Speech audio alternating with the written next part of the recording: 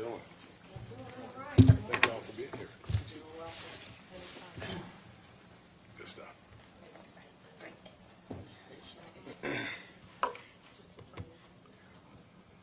So good afternoon.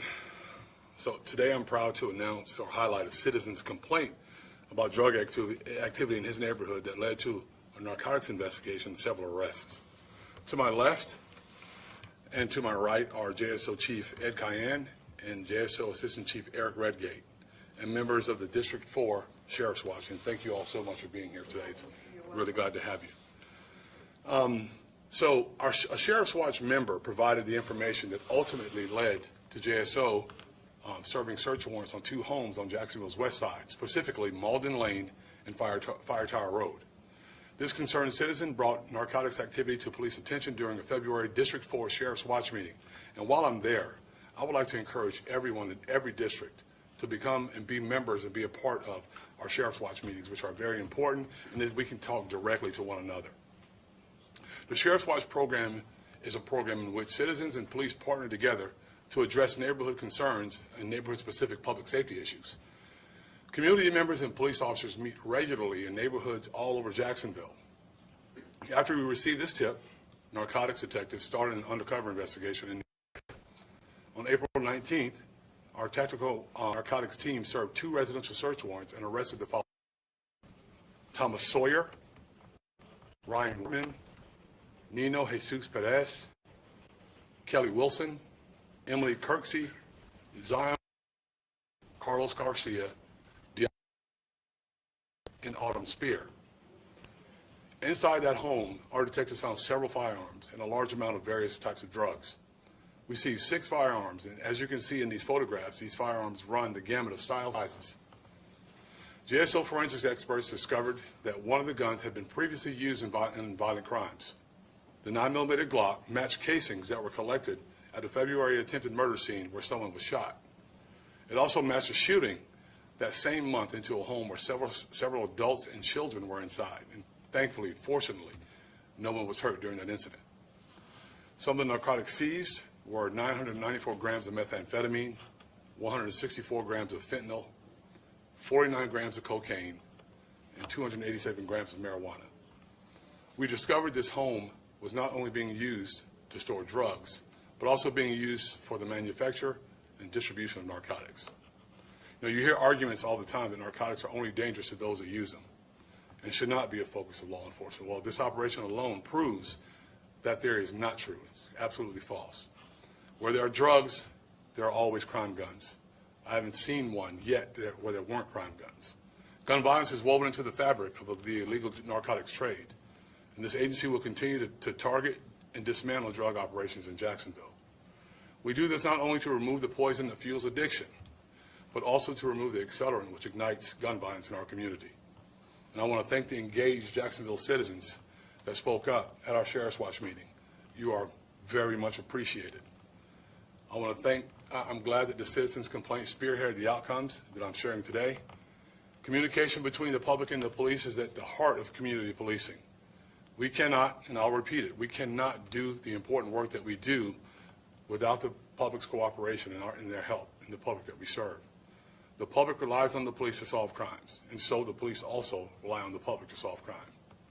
Community policing, as you've heard me say previously, is not just about shaking hands. It's not just about walking neighborhoods, but it's about engaging the community to be a very important part of what it takes for us to be able to do what we do every single day, and that's solving crimes. So at this time, I'd like to open it up for questions. I'll answer whatever I can. Hey, Eric, go ahead. The drugs you described don't originate in Jacksonville, so I'm just curious, have you guys been able to determine the origin of where these drugs came through, the pipeline in which they came through, and also how long has this been going on before it was brought to your attention? Well, Don't know where it came from yet. Don't know that we'll ever find that out. We're always looking for sources, right? But sometimes it's difficult to tell. Apparently it's been going on for quite a while. They told us about it, and this is why these are important. We get this kind of information on sheriff's walks. We get these at sheriff's watches, and it's direct communication. That's why I encourage people to be a part of it. Yes, sir. Sheriff, it's one thing for one of your deputies and the officers to go above and beyond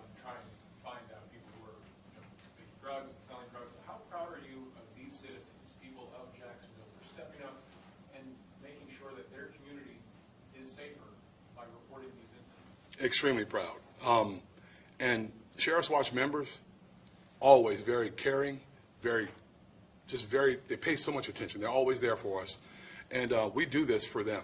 We do this for us because this is also our community. So to have them come up and give us this information and actually be able to work this through and get them here today so that you can see, so people can see the amazing things they do for us, it's I can't put it into words. The guns that were seized, have you guys been able to run any kind of ballistics on them to find out, or why, I know you said one was used in a crime, but have you been able to find out if any of those weapons were purchased legally or were they all reported stolen? Don't know that yet, but we'll get that information eventually. Like I said, we were able to find out that some of them were used in previous crimes, and this is the importance of our NIBIN and our technology and our forensic technology. Also on your the Sheriff's Watch, can you talk about how this should encourage others? Maybe they're not part of a Sheriff's Watch, but they know what's going on in their community, but they're too afraid to speak up and say something. Can you talk about how what they did should, I would assume, inspire others to speak up? There's no bigger group or no better group in this city than law-abiding citizens and the police when they come together, because we outnumber the people that mean harm to this community, largely. So if you come, you'll find out that you're a part or members of a group of people that actually want to have direct communication and talk about these issues. And listen, it's one thing to call or type in a complaint, which we take every one of them very seriously. But to be able to talk to the individuals that are seeing the issues every single day, that can give us more detailed information at those meetings, is extremely important. When you get that detailed information, does that make your case easier for prosecutors to prosecute?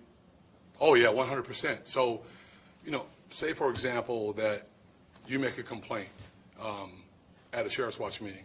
Usually you're going to have the information about what's being sold there. And if our investigators end up going there and doing an undercover investigation, they have to know what they're looking for, what they're talking about. Because if they don't, there's a very strong possibility that the individual that's doing those will know you're coming from someplace other than without that knowledge. So it's good that we can get that knowledge and have that knowledge when we go into these things. And folks that live in the neighborhoods that